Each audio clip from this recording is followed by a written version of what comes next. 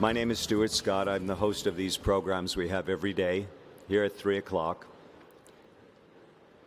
The email address flashed by you, and we'll show it again at the end of the program. Let's get right down to the heart of the matter. My guest today is Dr. Luiz Marques. He's from Brazil. He's a professor of environmental history at the State University of Campinas in São Paolo.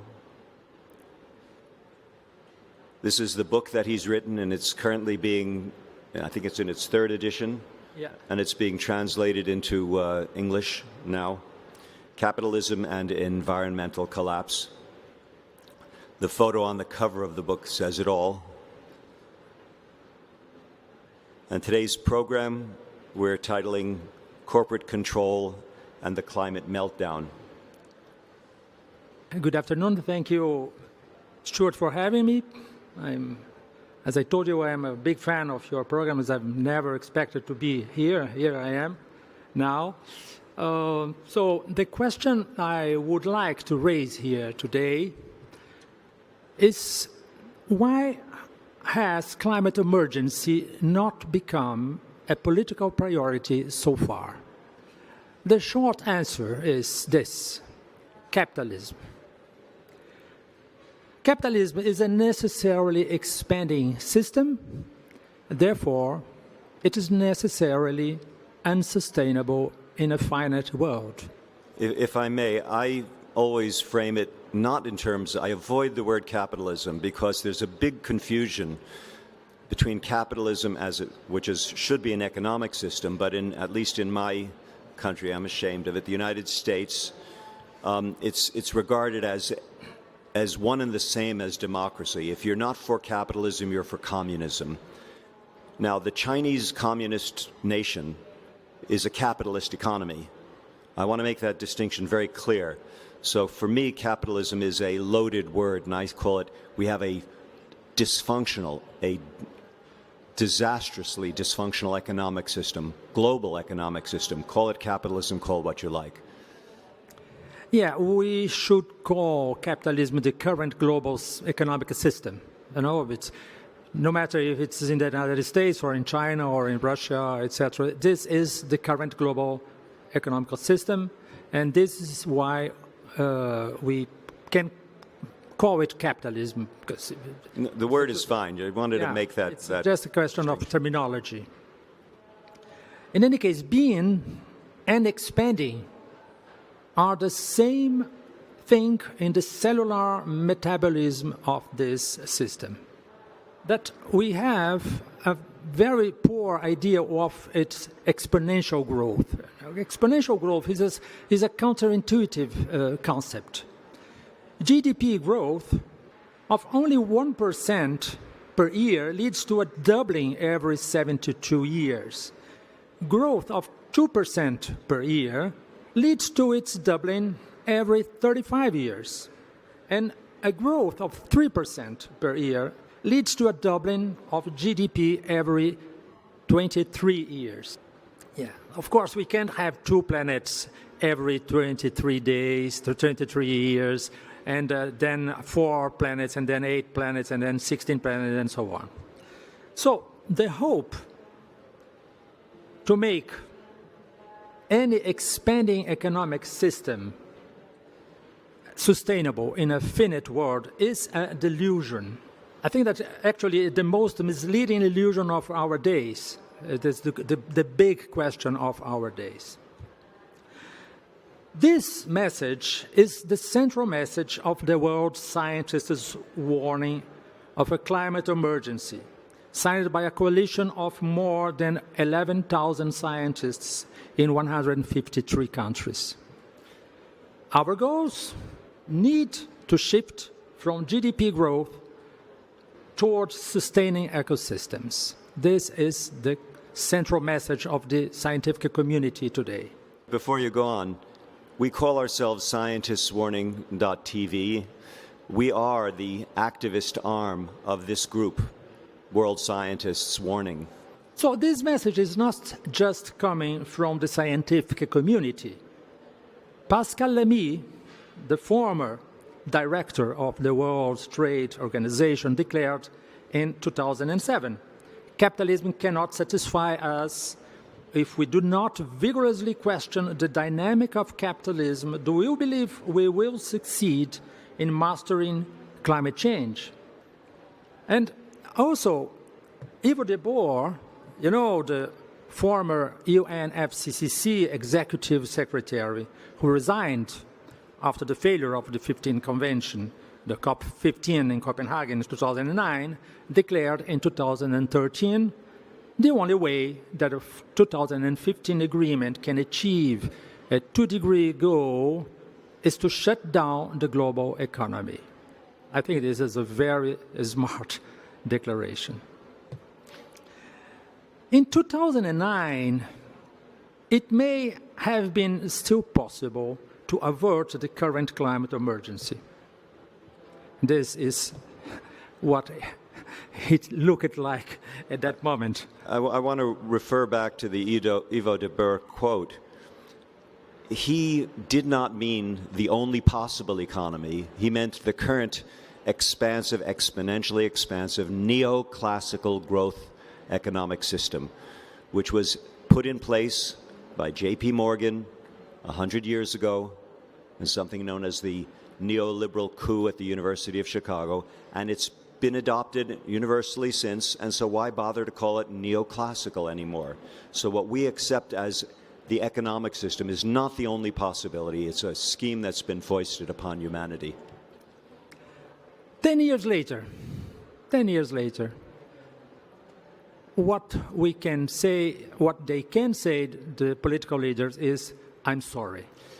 Political leaders are not the major culprits for the failure of the diplomatic negotiations since 1982. They are not masters. They are the servants. They are controlled by the network of global corporate control. Political inaction is inextricably linked to the network of global corporate control. A paper published in 2011 by 3 people, Stefania Valli, James Gladfelder, and Stefano Battistone, demonstrates that about 40% of the control over the economic value of over 43,000 corporations in the world is held by a group of 147 corporations. Top holders within this group forms what they call a super entity. Nobody has control on this super entity. 3/4 of this super entity are financial intermediaries. These are the biggest 42 private banks in the core of the global network of corporations, which is in red is Europe, United States in blue, and Japan in green. What this slide leaves out, though, is it leaves out the central banks. And the central banks are private corporations, too, even though the naming disguises it. So the Federal Reserve is not part of the U.S. government. It is a private bank that's owned by its member banks. So there's a global web of, shall we say, intrigue. So the most amazing discovery of this paper, only 737 top holders accumulate 80% of the control over the value of all corporations. These 737 top holders own the planet. Their economic and political power is greater than that of political leaders in national governments. All the actions of this plutocratic super entity are guided towards a single motto: defend and increase their wealth. Their interests are therefore incompatible with the conservation of the biophysical parameters that still support life in our planet. 33 Canadian, Chinese, European, Japanese, and United States banks funneled almost $2 trillion into fossil fuels. Since 2016, it's only 3 years. So it's much more than any kind of investment funneled to renewables. Bank financing for fossil fuels has increased each year since the Paris Agreement from $62 billion in 2016, $54 billion in 2018. So it's increasing year after year. This is the front page of the Financial Times of 22nd September 2019. Banks must cut the flow of funding for fossil fuels. What we can say about this is already said by two great masters of our times. The first one is James Hansen. Promises like Paris don't mean much. It's wishful thinking. It's a hoax that governments have played on us since the 1990s. The second master is Herman Daly. Herman Daly says the economy is a subset of the ecosystem, not the other way around. I think that this is the sense we can communicate here today. Herman Daly, I call him the father of ecological economics. I've joined with them several years ago, and I'm a strategic advisor because very few people in the world know about ecological economics. It's not just an economic system. It's a multidisciplinary approach to looking at the human economy as part of nature, as part of society. And if we had ecological economics taught in the business schools, in the economics departments around the world, we would be in a different position. But, again, in this neoliberal coup, where all of the other branches of economics were kicked out, now if you go to any university and ask, well, most any university, and ask to teach a class in ecological economics, they say, oh no, that goes in another department. We only teach economics here. Yeah, this is everywhere, in Brazil. Everywhere. I mean, there are a few schools that are exceptions, that actually in their economics departments teach ecological economics, but they are the minuscule minority. So James Hansen and Herman Daly are absolutely right. Let us not fool ourselves. Banks will not stop funding the fossil fuel industry. Saudi Aramco has raised over $25 billion in its initial public offering. And this is just the beginning. The 50 biggest oil companies are poised to flood markets with an additional 7 million barrels per day over the next decade. Because of them, keeping global warming below 2 degrees Celsius compared to the pre-industrial period is already out of reach. The question is not anymore if, it's when. And we will cross this catastrophic threshold very soon, probably by 2030s, maybe before. So for the first time in human modern history, we can be sure that the future will be worse than the past. This is now a kind of certainty. But how much worse our future will be is still up to us. It's still time to avoid the worst-case scenarios. So let us dare to declare capitalism dead. Of course, to expect that we will stop the growth machine in the next few years is unrealistic. But to expect that this machine will become a sustainable system is still more unrealistic. Between these two unrealistic expectations, I definitely prefer the first one, because the idea that capitalism may be overcome makes me feel that Homo sapiens is much more than just Homo economicus. If the current economic system is the best we can hope for, then we deserve the known future to which we are condemning ourselves. Thank you for your attention. I want to add my 2 cents here. I don't do these as panel discussions because the moderator never interrupts, but I always interrupt. I do these as a form of late-night TV, late-night climate TV. And I developed a bit of an audience, but I want to be clear. I don't blame the United Nations. They are under the same delusion that growth economics is the way to go, that we can somehow make it sustainable. Antonio Guterres realizes we have a problem, but he's also the chief herder of cats, herding 197 cats, trying to get them through a narrow door of doing something real and not just making nice-sounding statements.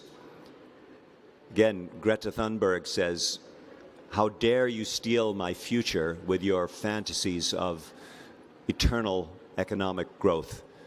Nature will very shortly be correcting us, already is being correcting this misapprehension of our situation. On the left of this slide is our egocentric, our anthropocentric view that we are in charge, that we own the world, supported by, I'm sorry to say, many religions, or a misinterpreting of the original avatars who started those religions. Be fruitful and multiply and subdue the earth is a bastardization of the words that were originally spoken, I believe. But unfortunately, we're stuck with what we've got. And to quote someone who I disagree with on his absoluteness about it, Guy McPherson, still regard him as a friend, nature bats last.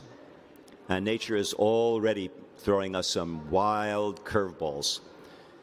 Whether or not we get it and wake up in time for what? We are in the process of trying to save some of life on Earth, some of humanity, because our numbers will be, unfortunately, dreadfully reduced by what's coming our way. There's no way we're going to keep it under 2 degrees. The nations keep conveniently moving the goalposts. And even the 2 degrees was put in place, that notion, that meme was put in place by Nordhaus, who won that phony Nobel Economics Prize. Hansen says we can't go by 2 degrees. We have to keep carbon dioxide equivalent emissions, greenhouse gas emissions, within 350 parts per million. And that ain't going to happen at this point. We're already well over and headed higher at an increasing rate. The best I can tell you guys is prepare yourselves for what's coming, and that the wealthy people in developed countries think somehow their money will make them immune from this. Well, I handled that in the first program of this series. You can look up on our YouTube channel. Heroes and villains, it's a delusion. It's a delusion of the rich that their money will protect them somehow.